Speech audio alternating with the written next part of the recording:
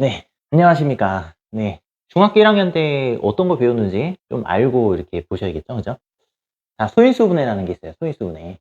중학교 1학년 때 소인수분해라는 거 한다는가. 뭐, 초등학교 때 이미 했던 거, 재탕인 건데, 자, 요 1, 2단원은 주 대상이 뭐냐면, 자연수예요, 자연수. 일단 자연수 범주 내에서 하는 거야. 자연수 범주 내에서. 우리가 자연수를 공부했으니까, 뭐, 그냥 자연 상태 존재하는 거. 1, 2, 3, 4, 5, 6, 7, 8, 9, 10, 뭐 이런 거예요. 자, 근데 초등학교 때는 이제 어떻게 했냐면, 자, 6은 2 곱하기 3, 뭐 이거 몰라요. 이렇게 하는데, 그게 아니고요. 2나 3 입장에서 보면은, 곱해서 만드는 거죠. 곱해서. 곱해서. 2에다 3을 곱하게 되면, 이제 뭐, 6이 되고, 3에다 2를 곱하게 되면 6이 되는 거니까, 2나 3 입장에서 보면은, 6은 자기 자신들의 배수야. 그러니까 얘네 입장에선 배수라고. 근데 여기 보면은, 6 입장에서 보면 어떻게 돼? 얘는 자기 자신을 나눠 떨어뜨리지. 그러니까 약수가 되는 거야, 약수. 이거를, 식으로 표현하는 거야, 식으로. 근데 그 중에서 보면 이제 소인수, 말도 어려워. 근데 어렵진 않아요. 자, 인수가 뭐냐 그러면은 어떤 원인이 되는 수 뭐 이런 뜻이 있는데 그렇게 중요한 게 아니야. 그게 어떻게 쓰냐가 중요한 거지. 그러니까 이제 2나 3이라고 하는 건 뭐냐 그러면 6을 이렇게 쪼갤 수 있다고. 6을 쪼갤 수 있어요. 이게 곱하기로 표시했을 때 2나 3을 뭐라 그러면 인수라 그래. 인수. 근데 인수는 인수인데 소수인 인수. 소수인 인수. 1하고 자기 자신. 그러니까 뭐 이건 뭐 디테일하게 설명하기 좀 어렵지. 이렇게 개념을 설명해야 되는데 시간 오래 걸리잖아. 그러니까 소수인 인수로 표시한다. 이렇게 생각하시면 되겠어요. 그러면 소수는 뭐냐 그러면은 1하고 자기 자신만 있는 수인데 뭐 어떤 의미가 있냐면 더 이상 나눠 떨어지지 않는다. 이런 의미가 있어요. 그래서 더 이상 나눠 떨어지지 않는 어떠한 그 수로 표현한다. 이렇게 생각한다. 그런 걸 왜 했게? 그러면 어떻게 최대 공약수하고 최소 공배수에 각각 이제 활용하기 위해서 그런다. 그러니까 최대 공약수 문제가 따로 있는 게 아니고 최소 공배수 문제가 따로 있는 게 아니라 우리 약수 배수 관계가 유기적으로 연결되어 있다는 걸 안다 그러면 뭐 그냥 언제든지 최대 공약수 문제가 최소 공배수 문제로 바뀌고 최소 공배수 문제가 언제든지 최대 공약수 문제로 바뀌어서 출제할 수 있다는 걸 머릿속에 넣고 이렇게 공부하시면 한 문제 풀 때마다 2번씩 공부할 수 있지. 그런 걸 좀 아셔야 돼. 그리고 실제로 보면 최대 공약수랑 최소 공배수 문제를 풀 때 제가 뭐 최대 공약수는 기가 막히게 하는데 최소 공배수를 몰라요 그러면 최대 공약수도 모르는 거야. 완벽하게 모르는 거죠. 완벽하게. 그런 것들 이제 좀 자세히 공부할 필요가 있다는 거죠. 요 1, 2단원에서는. 자, 그렇게 하고 나면 우리가 이제 정수 파트에서 보면 이제 음수라는 개념을 배워요. 음수. 음의 정수 이렇게 해서 음수라는 개념을 배우게 되고 그다음에 이제 뭐 유리수는 뭐 다른 게 아니라 그 분수예요, 분수. 뭐 초등학교 때 보면 뭐 비와 비율이라든지 뭐 분수의 곱셈과 나눔셈에서 배웠던 수를 구체적으로 이제 배우신다. 이렇게 생각하시면 되겠어요. 그럼 새로운 수를 이제 우리가 배웠으니까 계산을 해 보셔야겠죠. 그래서 계산을 좀 짱짱하게 해 보시고 내용이 어렵다기보다는 연습을 좀 요한다. 이렇게 생각하시면 되겠어요. 연습을 전혀 안 해 보시면 여러분께 안 되는 거니까 실수해서 틀리겠죠. 실수가 아니야. 연습이 덜 돼 있다고 생각하시면 되겠어요. 자, 여기까지 이제 수를 확장시켰잖아, 그죠? 그럼 이 재료들을 모아가지고 뭘로 표현하시냐면 여러분 입맛에 맞게 이게 문자를 사용한다. 문자를 사용한다. 뭐 초등학교 때는 뭐 대표적으로 보면 이제 뭐 농도 문제라든지 뭐 고속시 문제라든지 뭐 기타 등등 뭐 어떤 수 문제라든지 그 네모 치고 뭐 대응 관계 찾으면서 세모 치고 했던 거 있잖아, 그지? 그런 거 이제 더 이상 하지 않고 유치하잖아. 문자를 써서 이제 좀 있어 보이게 표시한다. 근데 문자는 있어 보이려고 표시하는 게 아니라 여러분이 좀 계산을 간편하게 하기 위해서 도입한 거예요. 도입한 건. 곱하기나 나누기가 생략되고 그다음에 항의 개념을 공부하면서 계산을 좀 더 간편하게 한다. 이렇게 생각하시면 되겠어요. 그래서 문자를 사용하는 바람에 더 간편해진다고. 간편해진다. 우리가 보면 그 자동차를 타잖아, 그지? 자동차는 좀 저긴가? 자전거를 타잖아, 자전거. 그 자전거 타는 거 연습을 하잖아, 그지? 그 연습해서 좀 익숙해지면은 그 자전거 타는 게 더 편하잖아. 나중에 자전거가 익숙해지면은 저기 어디 좀 나갈 일 생기면 엄마 심부름 같은 거 하려고 그러면 자전거 타고 간다고. 그 왜? 불편하게 왜 공부해? 그러니까 자전거로 공부하면서 어떻게 보면 더 간편해진다고. 그러니까 자전거 같은 거야. 문자 사용이라는 건 자전거 같은 거야. 익숙해지면 상당히 우리 생활이 간편해진다. 이렇게 생각하시면 되겠어요. 여러분 괴롭히려고 하는 게 아니라.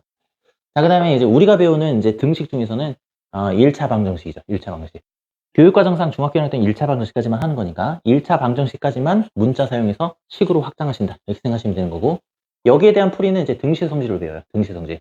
등식 성질을 통해서 이제 1차 방식 풀이를 하는데 이항이라고 하는 건 등식 성질을 명확하게 알고 있으면 그거는 그냥 거저 먹는 거야. 왜 그러냐면 등식 성질에서 일부 과정을 생략한 게 이항에 불과하다라는 거니까 거기까지 이제 하시면 끝나요.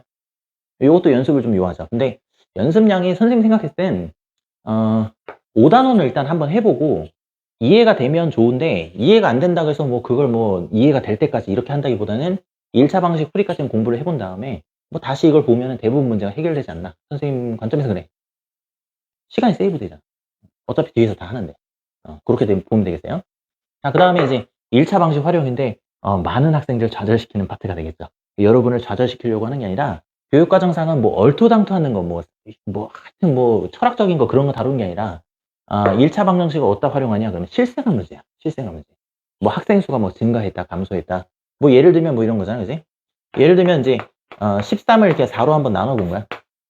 그럼 이게 3번 들어가고 12가 되고 나머지가 1이에요. 이렇게 되는 거잖아, 그지?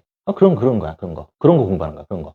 근데 보면은 이렇게 하면 이제 초등학교 문제고 중학교 문제는 어떻게 되냐면 이 13이라는 숫자를 안 가르쳐 줘요. 그러니까 어느 강당에 학생들이 모여 있어. 그 학생 숫자가 명확하지가 않아. 어쨌든 모였는데 강의실에 그 의자가 긴 의자가 있는 거야. 거기 보면 4명씩 앉아, 4명씩. 4명씩 앉았더니 학생 한 명이 못 앉고 있어. 그러면 너는 늦게 들어왔으니까 서서 들어! 이렇게 할 수도 있겠지만, 우리는 그렇게 하지 않죠. 자, 우리 5명씩 앉자. 좀 이렇게 비켜보세요. 그냥 앉게, 우리 친구, 앉게. 5명씩 앉자. 이렇게 한 거야.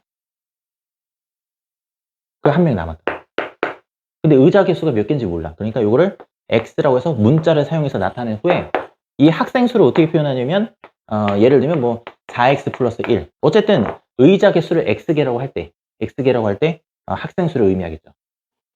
그럼 5명씩 앉아 이렇게 되는데, 뭐 예를 들면 하나 의자는 완전히 비어지고, 나머지 한 의자는 뭐 2명밖에 못 앉았다. 이렇게 되면은 일단은 완벽하게 5명씩 앉은 게 어떻게? X 마이너스 2개만큼은 완벽하게 이렇게 앉은 거지. 그리고 나서 이제 보면은 뭐 2명은 이렇게 더해주면 되겠지. 어쨌든 같은 학생 수를 뭐 4명으로 한번 나눠보고 뭐 5명으로 한번 나눠보고 뭐 이런 거야. 이렇게 해서 이제 X 값 딱 찾으면은 뭐 우리가 원하는 거 의자 개수도 알 수 있고 뭐 학생 수도 알 수 있고 뭐 이런 거 공부하는 거예요. 그 다음에 뭐 거속시 문제니 뭐 농도 문제니 뭐 이런 문제 있어요. 이일 문제니 뭐 이런 게 있어요. 그래서 실생활 문제를 몇 개 한번 적용을 해보시고 이런 것들은 이제 특히나 보면 대부분 문제는 좀 해결되는데 학생들이 좀 어려워하는 파트 같으면은 증가감소 문제라든지 뭐 거속시 문제라든지 농도 문제라든지 이렇게 있는데 이런 거는 이제 뭐 일일 특강으로 들어도 상관없어요. 아니면 이 부분만 따로 공부한다든지 이렇게 정리를 하시면 돼. 그러니까 일단은 끝까지 한번 해보고 자기가 분명히 약한 파트가 존재한다고. 근데 그 약한 파트 때문에 나는 활용 전체를 못한다 이렇게 생각 안 했으면 좋겠어요. 그러니까 내가 잘 되는 것도 있고 잘 안 되는 것도 있고 안 되는 부분만 보충한다 이렇게 생각하시면 돼요. 그 다음에 이제 보면 이제 개념이 좀 바뀌죠. 좌표 평면과 그래프 이렇게 요거를 배우고 나서 정비례 반비례 이렇게 넘어가게 되는데 옛날 선생님 공부할 때는 1차 방정식 배우고 곧바로 1차 함수를 배웠어요. 그런데 교육과정상 보면 이제 1차 함수라는 얘기를 처음 이제 사용하는 게 뭐냐면 2-1 과정이에요. 2-1 과정. 그럼 2-1 과정에서는 왜 2-1 과정에서 와서야 이걸 공부하는가? 라고 봤을 때는 선생님이 보면 이건 좀 잘한 것 같아. 교육과정 편성을 좀 잘한 것 같아. 개인적으로 그래요. 함수라는 게 뭐니? 그러면 함수. 한 번쯤 들어갔을 건데. 함수는 오해가 뭐냐? 숫자가 아니야, 이거는. 수가 아니라고. 함수는 수가 아니야. X 변수하고 Y 변수 사이의 관계를 뜻하는 거야, 관계. 그 해석이 아주 좋아, 여기. 정비례, 관계. 반비례, 관계. 이렇게 한다. 근데 이제 뭐 1학년 1학기 때 이제 온갖 걸 다 할 수가 없으니까 시간의 제약도 있고 개념도 우리가 공부한 게 적기 때문에 일단 뭐 기본적인 것만 한단가. 1차 함수를 전체를 다 공부하는 게 아니라 정비례 관계에서 이게 살짝 맛만 봐요. 진짜로 맛만 봐. 쉬워. 반비례 관계는 이제 뭐 유리함수 뭐 그런 게 아니야. 이건 이제 고등학교 때 배우고 뭐 정비례 관계는 나중에 확장돼서 이제 중학교 2학년 1학기 때 이렇게 공부한다고 생각하시면 되는 거고 이건 고등학교 때 배운다는 거야. 뭐 아직까지는 만날 일이 없어요. 고등학교 1학년 때 배워. 고등학교 1학년 때. 뭐 반비례 관계는 뭐 정비례 반대 이런 뜻이에요. 거기서 뭐 간단하게 뭐 어떤 관계를 뭐 배운다 이렇게 생각하시면 되겠어요. 네, 뭐 요 정도로 배워. 그러니까 뭐 명확하지. 그 다음에 이런 걸 전체적으로 뭐라 하냐면 이제 대수 파트 이렇게 돼요. 대수 파트의 특징은 뭐냐면은 우리가 수학 공부할 때는 이제 이런 걸 좀 유념하면 좀 좋은데 요건 필요 없으니까 지우도록 하겠어요. 어떤 이제 개념이 이렇게 우리가 주어지게 되잖아, 그지? 이 개념. 근데 수학이라고 하는 게 이 없는 거, 자연 상태에 없는 거를 우리가 이게 도입을 한 거란 말이야. 사람들의 생각으로.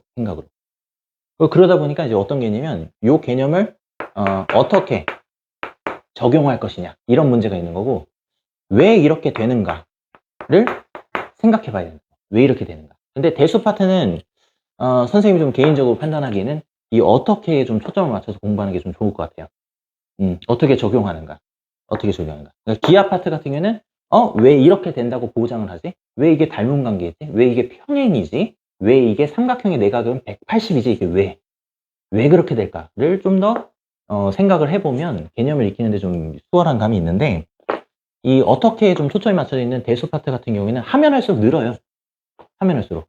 요거는 결국에는 연습 싸움이야. 얼만큼 연습하냐. 기하 파트 같은 경우는 이제 뭐 무조건 많이 이렇게 한다고 해서 잘 되지는 않는데, 뭐 대수 파트 같은 경우에는 뭐 많이 할수록 늘어. 하여튼 한 번 본 사람보다 두 번 본 사람이 훨씬 잘하고, 두 번 본 사람보다는 이제 세 번 본 사람이 훨씬 잘하고 이렇게 되는데, 선생님이 도와드리는 거는 이제 뭐 빠른 시간 내에 여러분의 핵심만 꼭 집어내는 거. 선생님 찝어주는 거 정도만 이제 여러분이 숙달을 하시면 크게 무리가 없다 이렇게 생각하시면 되겠습니다.